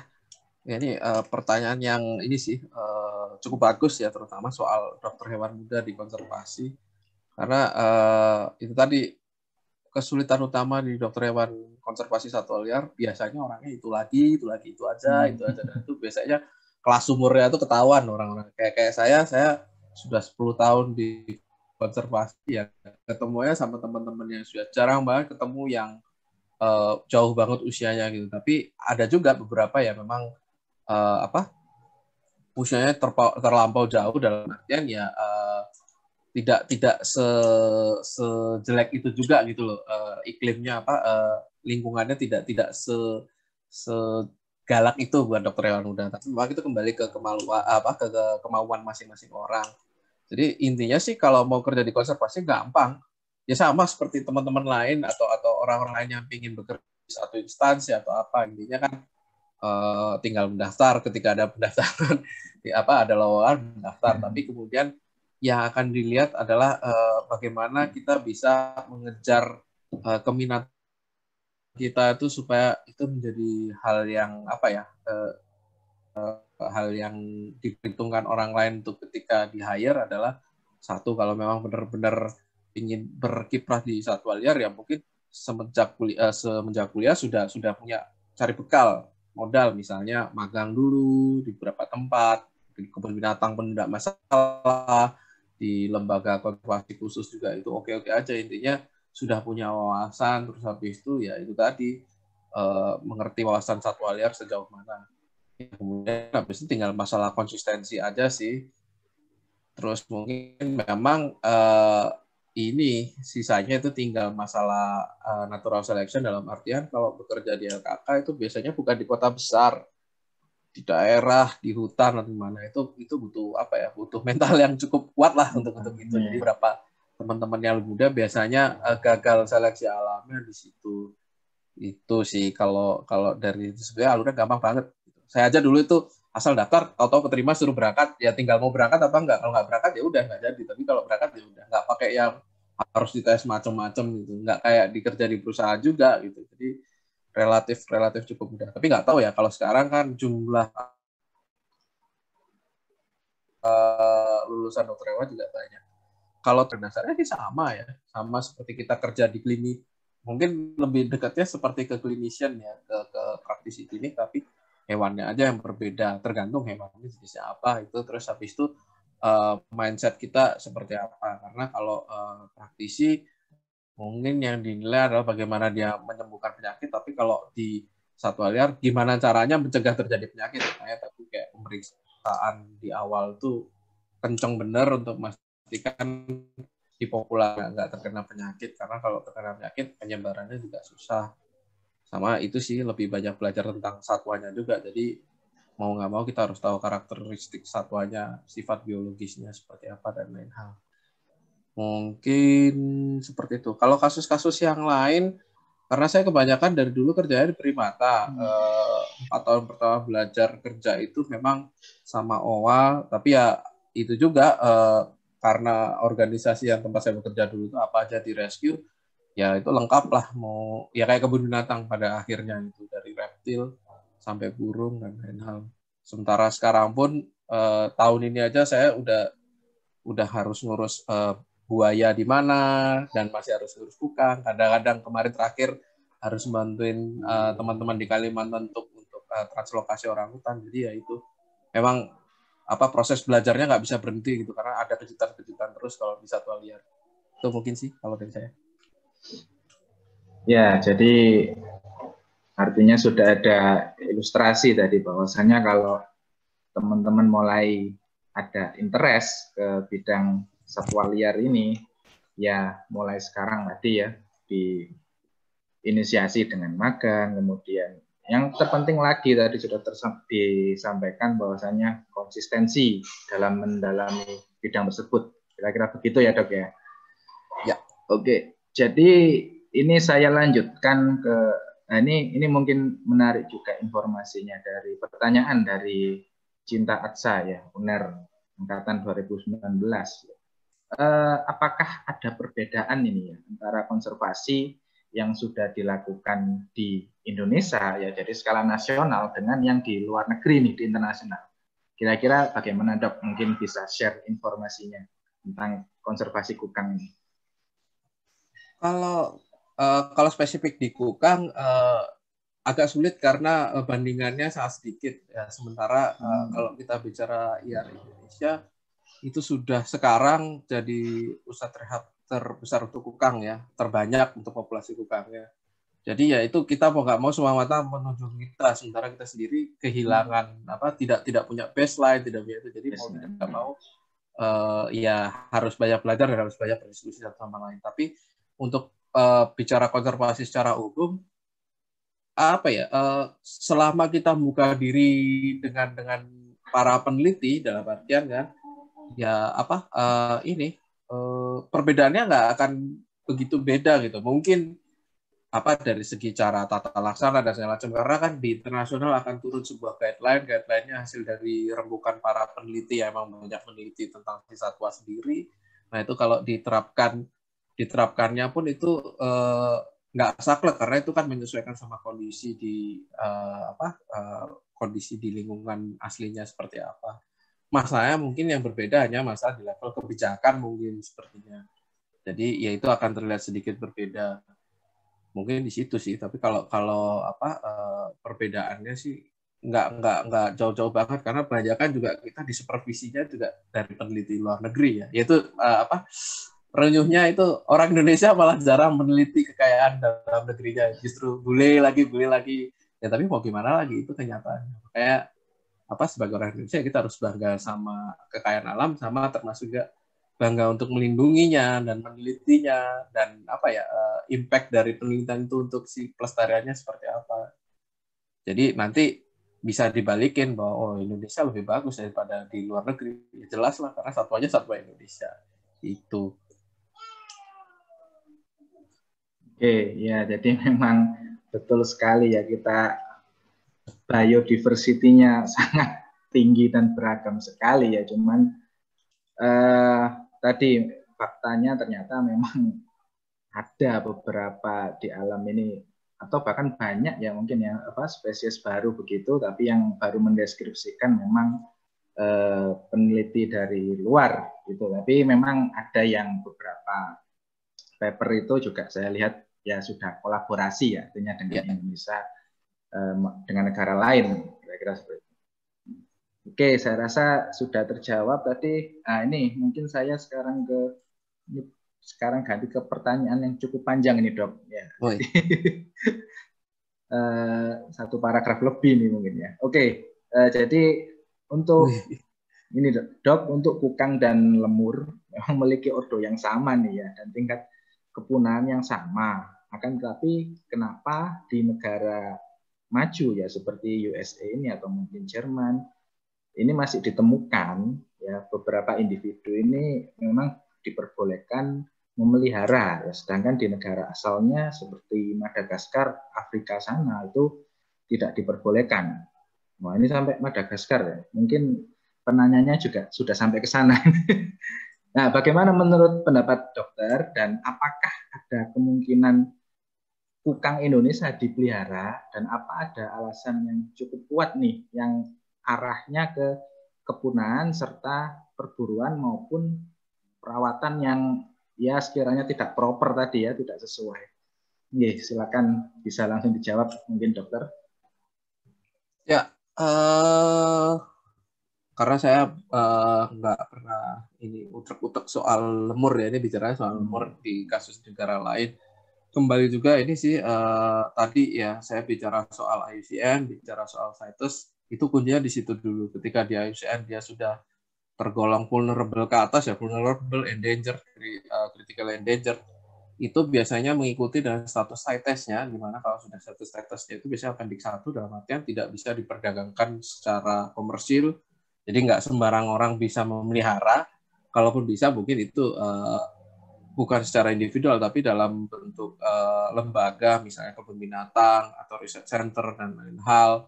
Dan kemudian juga itu bisa dilihat juga apakah itu memang hasil dari tangkapan alam atau itu hasil breeding, karena itu juga berbeda. Itu satu hal. Saya nggak begitu mendalami soal gimana ceritanya lemur di Madagaskar, tapi kebanyakan yang saya lihat itu di fasilitas kebun binatang yang setahu saya. Nah, makanya kebun binatang ya itu satu hal yang berbeda dibanding dipelihara secara individual.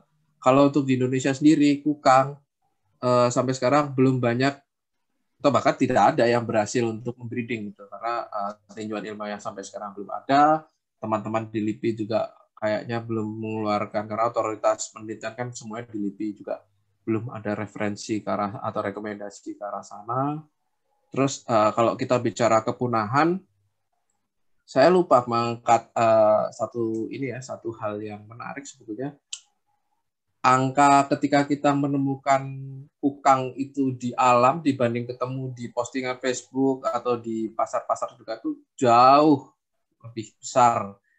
Ya, ada yang sempat mengklaim itu dalam berapa tahun itu ada yang sudah angkanya ratusan atau bahkan ribuan. Nah itu habis itu dikorelasikan gini, jumlah angka yang diperdagangkan si kukang ini, jumlah angka kukang yang diperdagangkan dibandingkan kemampuan dia untuk reproduksi secara biologisnya itu jomplang. Dalam artian ya itu makanya diarahkan itu ke arah yang sudah terancam punah. Jadi dalam artian kalau kukang cuma bisa beranak mungkin setahun sekali, karena mereka gestasinya sekitar 6 bulan, habis itu menyusui sampai setengah bulan, itu mungkin jadi setahun sekali. Tapi yang kita lihat di pasar itu jumlahnya bisa sampai ratusan. Ya, iya, dan lagi makanya jadi acuan salah satu pertimbangan kenapa dia terancam punah, dan itu tadi rekomendasi dari LIPI, otoritas ilmuwan untuk untuk breeding itu sampai sekarang belum ada yang berhasil. Jadi ya dengan standar yang cukup strict aja itu nggak berhasil, apalagi orang yang asal-asalan gitu. Saya nggak tahu kasusnya di satwa lain mungkin akan berbeda, tapi kalau itu dicoba terus ya pada akhirnya nanti keburu hewannya punah gitu. Kita bicara anjing itu dulu ya, satwa liar didomestikasi sampai berhasil menjadi man best friend gitu, tapi itu butuh ribuan tahun untuk didomestikasi. Kukang mungkin nggak sampai ribuan tahun, mungkin dalam hitungan 1-2 tahun keburu punah itu karena gagal untuk didomestikasi. Itu satu hal. Terus lainnya ya itu tadi sih, di undang-undangnya saja memang belum memungkinkan ke arah sana juga. Dan untungnya sih itu. Karena kalau iya ya mungkin ya mereka akan punah kalau dibiarkan begitu saja. Mungkin begitu kalau dari saya sih. Ya, baik. Ini mungkin saya menyambung ya, dan dengan penjelasan Dr. Purba tadi bahwasanya ini juga ada yang ditanyakan ya terkait populasi dan pola siklus reproduksinya sendiri dok dari kukang. Nah ini apakah ada semacam behavior tertentu, ada masa estrusnya itu bagaimana, terus kemudian mungkin buntingnya berapa bulan, berapa lama, dan sampai melahirkan tadi ya laktasi dan sebagainya. Ya mungkin bisa dijelaskan Dr. Purba. Sebetulnya kalau untuk tinjauan reproduksi memang sudah ada beberapa penelitian, tapi kadang-kadang saya agak malas membaca juga. Tapi seingat saya mereka modelnya seasonal ya, jadi akan ada musimnya itu ketika di musim-musim bulan-bulan Juni kalau nggak salah, itu ketika sudah mulai terdengar siuling, whistling itu masuk musim kawinnya mereka kan musim kawin. lalu bunting selama 6 bulan, lalu lahir, lalu kemudian akan lepas rapih mungkin sampai sekitar 6 bulanan. Nah, tapi itu juga kalau di alam mungkin nggak akan sesimpel itu karena kan ada kompetisi dan lain hal, termasuk juga ada kecocokan antara satu individu dengan yang lain. Karena mereka basisnya adalah bukan hewan yang sosial banget gitu. Ada kecenderungan punya teritorial, terus kecenderungan soliter. Jadi mungkin akan sedikit kompleks tentang bagaimana hierarki perkawinan mereka. Mungkin kalau di primata yang kayak di monyet, kalau dikumpulin satu grup itu ya mana yang alpha male-nya ya dia akan ngawinin semua female-nya, selesai misalnya. Kalau bukan mungkin beda. Itu apalagi apa yang saya miss lagi ya? Oke, ya. Kemudian ini mungkin coba saya combine saja Dok, karena ini arah pertanyaannya sama ini ya. Nah ini sekarang ke aspek klinisnya Dok ya, treatment klinis. Yang pertama yaitu tentang penyakit ini ya, yang paling sering mendominasi kukang di lapangan dan bagaimana penanganannya. Dan kemudian yang kedua adalah tadi kaitannya dengan perdagangan kukang juga, bahwasannya banyak giginya yang dicabut seperti itu ya, dan kemudian ada beberapa yang sudah rusak, nekrosis, infeksi sekunder dan sebagainya. Nah ini bagaimana prosedur ekstraksi ya antara yang di gigi geraham dengan di gigi taring, apakah ada beda atau bagaimana nih Dok? Nah mungkin bisa dijelaskan sedikit mengenai ini.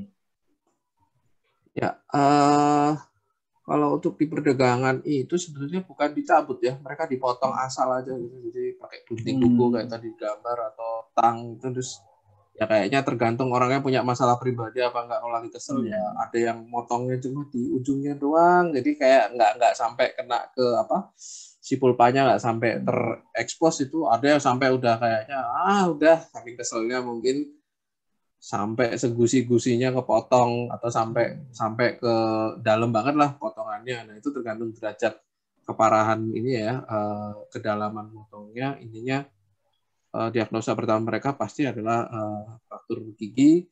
Habis itu ntar bisa berkembang menjadi lebih parah, misalnya jadi periodontitis, infeksi di akar giginya, jadi giginya nanti infeksi, dan infeksinya itu ada beberapa pilihan, jadi fistula atau menjadi fistula terus jadi abses di muka, atau jadi septikemia. Nah itu macam-macam. Kalau septikemia ya dia dalam waktu hitungan bentar mungkin akan mati. Tapi kalau yang tidak ditangani dengan proper mungkin ya sempat nawani penanganan, tapi giginya mungkin tidak dicabut karena terapi yang paling utama sih kalau udah infeksi gigi yang parah salah satunya adalah cabut gitu. Karena itu sumber infeksinya kita hentikan di situ. Untuk proses ekstraksinya ya beda ya gitu, karena ada gigi taring yang ini jadi agak teknis banget, tapi gigi taring dan incisif itu kebanyakan mereka mereka satu root aja ya. Ada yang kalau sudah geraham atau premolarnya itu sudah multi root, itu pendekatannya berbeda, terus kesulitannya juga berbeda karena hewannya kecil, kita nggak bisa expose tenaga terlalu banyak karena bisa menyebabkan masalah kompleks juga. Jadi pada dasarnya sih lebih sama, tapi intinya gimana caranya kita bisa mengekstraksi gigi itu sampai sekomplit mungkin, karena yang sering terjadi ketika kita emosional atau kita kurang sabar, ada gigi yang tertinggal, pecahan gigi yang tertinggal lalu tertutup, itu akan jadi infeksi yang berulang. Jadi nggak akan selesai permasalahan begitu saja. Ada beberapa pendekatan yang bagus juga, misalnya kalau infeksinya tidak terlalu parah atau belum sampai terjadi periodontitis yang parah, itu masih bisa diakali dengan treatment kanal gigi. Jadi kita coba untuk bersihkan kanal giginya, di filing, di refilling, lalu ditambal. Itu fungsinya bisa kembali utuh seperti dulu. sama kayak manusia kalau gigi berlubang aja lah itu ada yang tanpa harus cabut kan, karena ada yang kalau udah infeksi parah ya harus cabut, kalau masih bisa diselamatkan ya cukup ditambal, dan itu fungsi giginya bisa kembali normal. Bahkan ada beberapa dulu kita coba dengan cara penambal itu, akhirnya kukang yang awalnya divonis hampir tidak bisa rilis akhirnya bisa rilis gitu. Karena dulu taunya ya sudah kita ekstraksi, tapi ada pendekatan yang lebih masuk akal, jadinya ya mereka bisa dipertahankan untuk dilepas liarkan, dan ketika dilepas liarkan pun survive juga gitu.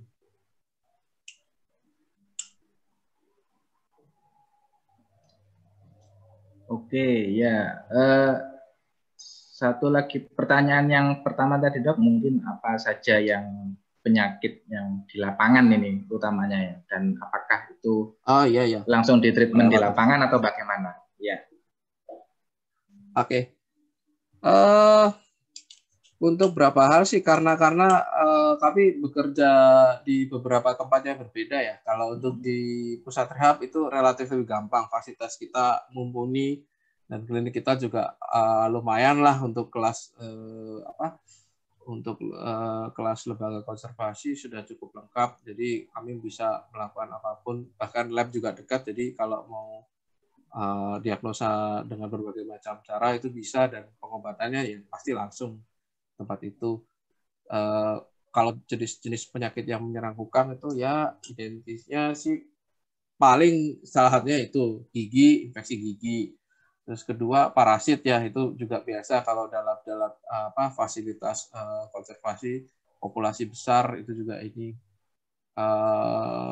Terus apa lagi ya, penyakit metabolik itu yang jadi PR besar juga kalau itu kukang hasil pemeliharaan orang, karena mereka datang dengan kondisi ada yang obesitas, ada yang malnutrisi, dan itu terutama yang MBD, yang bone metabolic disease, itu jadi ada gangguan di sintesis, entah itu gangguan di sintesis vitamin D atau gangguan di penyerapan kalsium, jadinya akan ada permasalahan di pertulangan, tulangnya jadi gampang patah, rapuh, habis itu ada komplikasi ke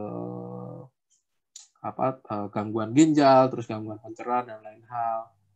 Terus ada juga kasus-kasus tertentu tumor, itu juga banyak, itu juga jadi pertanyaan kita juga, kasus-kasus tumor. Terus habis itu untuk kukang-kukang yang tua, gangguan di mata itu juga tinggi, mereka rentan dapat katarak. Terus habis itu yang saya bilang tadi di kasus ada yang kasus senapan angin. Kalau kena hanya sampai di kulit kita bisa langsung angkat, tapi kalau udah sampai parah itu ada yang nyangkut di tulang dan itu jadi fusi. Sudah jadi fusi, terus habis itu timbalnya ini terserap juga ke badan, dan itu jadi ada indikasi lead poisoning, itu arahnya bisa ke saraf dan lain hal. Bahkan ada yang akut langsung mati waktu kita temuin itu, dia kena tembak, nggak tahu kapan sih, mungkin sudah agak lama kejadiannya, tapi pelurunya nyangkut di pelvic dan itu pelurunya sudah berkurang bentukannya, dan dia dalam hitungan berapa hari mati ketika temukan. Ada juga yang pelurunya bersarang di rongga mulut, dia dapat ini sih gangguan kayak urti persisten gitu, infeksi saluran atas persisten, pada akhirnya juga mati gitu, karena itu tadi ternyata pelurunya nyangkut di antara rongga hidung dan rongga mulut. Itu nggak bisa diekspos dengan hewan sekecil itu, kita susah itu. Terus kejadian kukang kesetrum itu juga tinggi. Kalau datang udah kondisi luka bakar parah atau udah sampai nekrosis parah, jadi ya nggak mau harus kita amputasi atau euthanasia malah kadang-kadang karena saking nggak bisa bertahan hidup. Terus kalau untuk di lapangan ada beberapa pertimbangan sih, ada yang kalau cuman masalah parasit, kalau belum parah kita bisa treatment di tempat, tapi pada akhirnya sih kita tidak mau ambil resiko, biasanya kita akan bawa atau tarik ke pusat rehab untuk perawatan yang lebih maksimal. Terutama kalau yang gakum ya, kalau yang penegakan hukum dengan jumlah banyak kukangnya, sering terjadi itu kalau nggak masalah pencernaan kayak parasit, ini juga pneumonia, wabah pneumonia. Jadi mereka diletakkan dalam satu kandang banyakan gitu. Kalau satu udah ada gejala kayak ya awalnya sih kayak pilek, tapi itu pasti langsung kena pneumonia. Itu bakal nyebar dengan cepat dan biasanya itu akut sih, mati dalam hitungan hari atau minggu gitu. Jadi seperti itu sih kurang lebih dinamika penyakit-penyakitnya. Oke, ya baik. Jadi sudah berbagai macam tadi rupanya. Kompleks.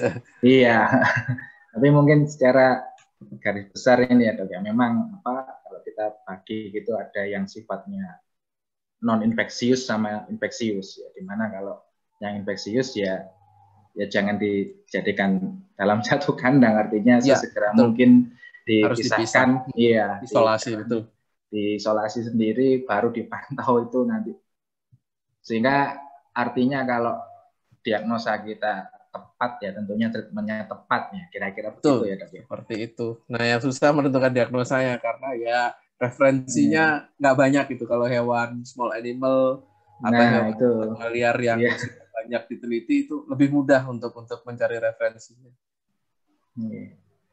Ya, baik, saya rasa itu ya, ini saya juga sudah mendapatkan pesan dari panitia ya, bahwasanya sesi diskusi tanya jawab sudah bisa diakhiri.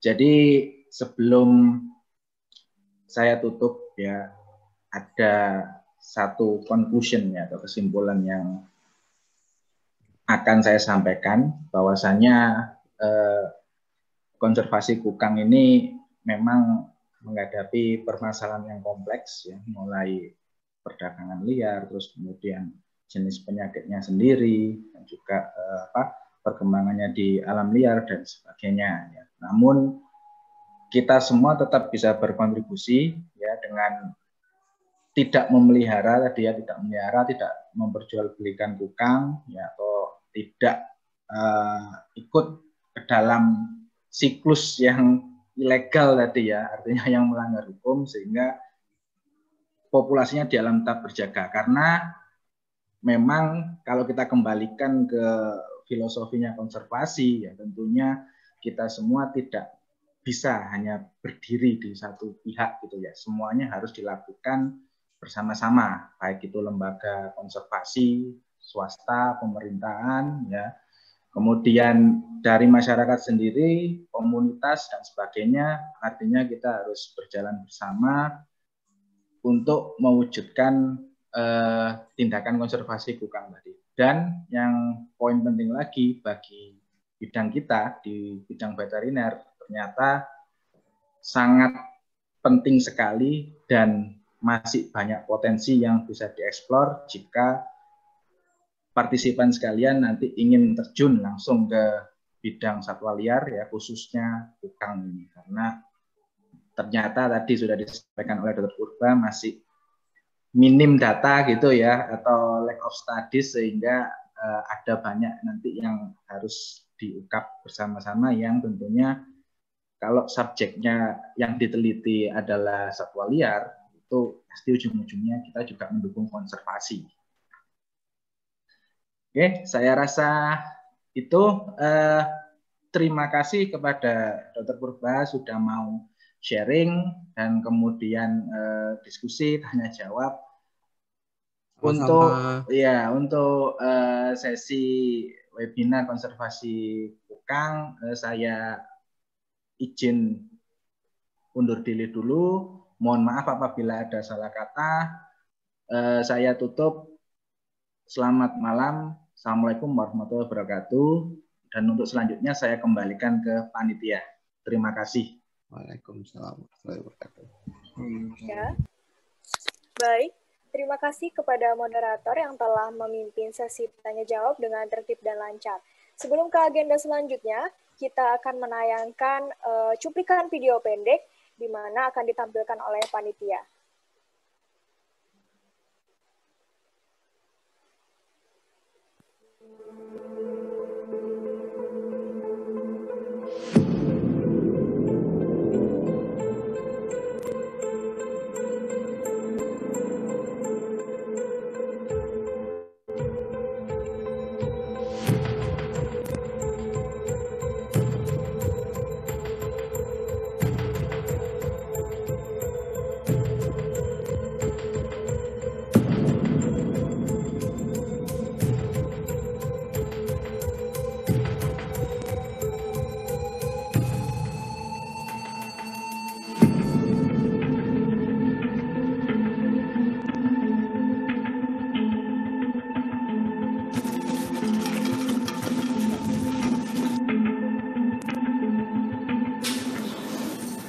menginformasikan pelaku dan barang bukti kita kuasai, nah, baru kawan-kawan kumpul.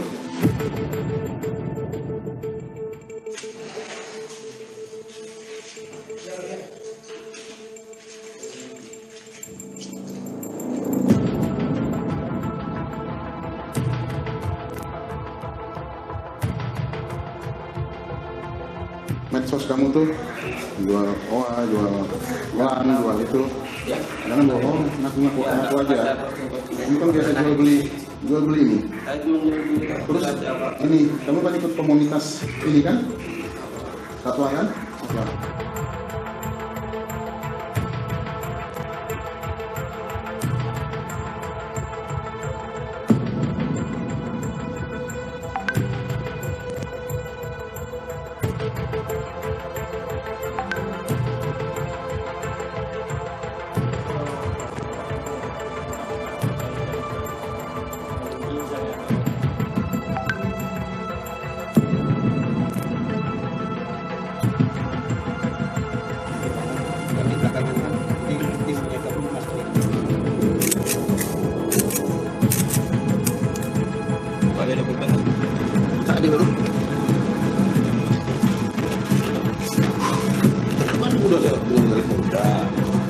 Kamu harus tahu dulu gitu loh.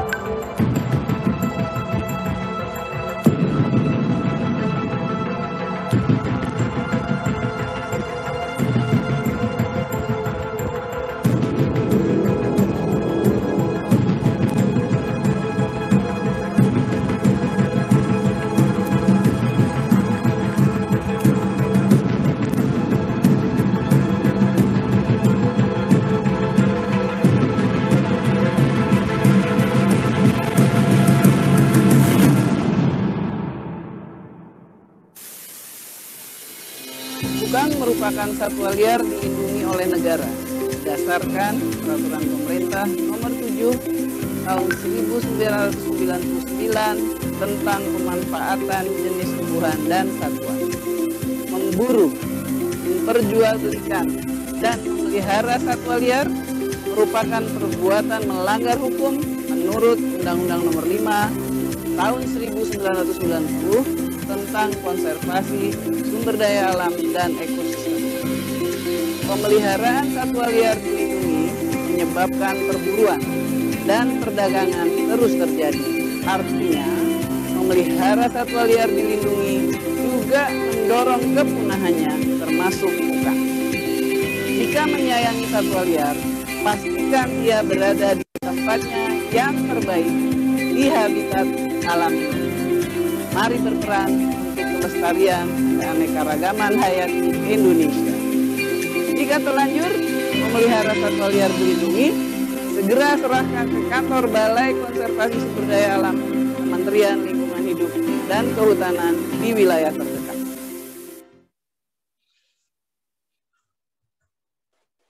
Baik, Untuk selanjutnya, penyerahan plakat secara online kepada pemateri. Untuk rekan panitia, silakan ditampilkan.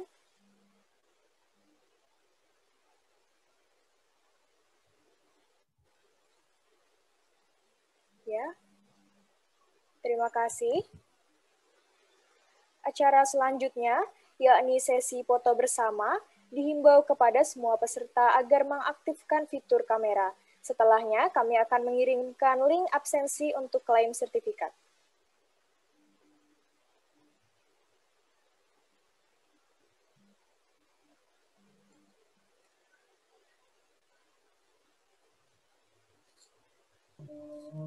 Oke, untuk peserta mungkin bisa mengaktifkan dulu kameranya.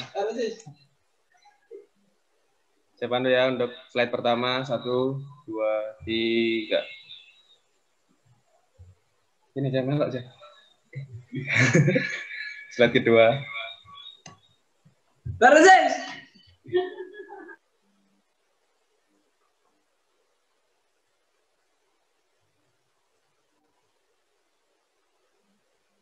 Ya, sudah, terima kasih. Baik, terima kasih. Alhamdulillah telah selesai acara kuliah ini. Kami ucapkan terima kasih banyak kepada pemateri, sekaligus narasumber yang telah menyempatkan waktu serta memberikan ilmu dan informasi yang sangat bermanfaat. Juga para peserta sekalian yang telah mengikuti kuliah umum dengan tertib. Semoga apa yang telah kita dapatkan hari ini dapat bermanfaat dan memberikan wawasan serta pengetahuan bagi saudara sekalian. Pengisian link sudah kita bagikan, silakan diisi terlebih dahulu. Nantinya sertifikat akan kita kirimkan secara online melalui email masing-masing. Akhir kata, saya Prasita Widayani selaku Master of Ceremony, mewakili para panitia yang bertugas pada malam hari ini, memohon maaf apabila terdapat kesalahan yang disengaja maupun tidak disengaja. Terima kasih. Wassalamualaikum warahmatullahi wabarakatuh. Waalaikumsalam warahmatullahi wabarakatuh.